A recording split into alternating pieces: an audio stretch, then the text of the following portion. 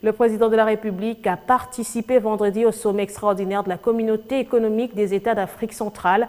Cette réunion, convoquée par le président Denis Sassou Nguesso, président en exercice de cette organisation, a permis aux chefs d'État présents de proposer la nomination d'un gouvernement de large ouverture au Tchad, dirigé par un Premier ministre civil, ainsi que l'annonce d'un dialogue national inclusif. Dans leur communiqué final, les chefs d'État et de gouvernement de la CEAC ont pris acte de la suspension de la constitution tchadienne de 2018 et de la mise en place d'un conseil militaire des transitions. Au Centre international de conférence de Kintélé à Brazzaville, République du Congo, flottent 11 drapeaux des pays membres de la communauté économique des États de l'Afrique centrale.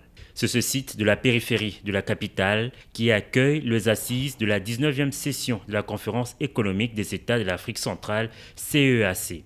À quelques heures de l'ouverture de la réunion de la conférence des chefs d'État et de gouvernement ce vendredi, le décor est bien planté. Au nombre de chefs d'État attendus à ce sommet figurent le président de la République démocratique du Congo et président en exercice de l'Union africaine, Félix Antoine Tshisekedi Tshilombo. Aux côtés de ses pairs, invités par Denis Sassou Nguesso, président de la République du Congo et président en exercice de la CEAC, Félix Tshisekedi et les autres dirigeants de l'Afrique centrale vont passer en revue plusieurs sujets d'intérêt commun. Les questions de paix et de stabilité de la sous-région occuperont sans nul doute une bonne place des discussions, notamment celles en rapport avec la situation politique et sécuritaire au Tchad.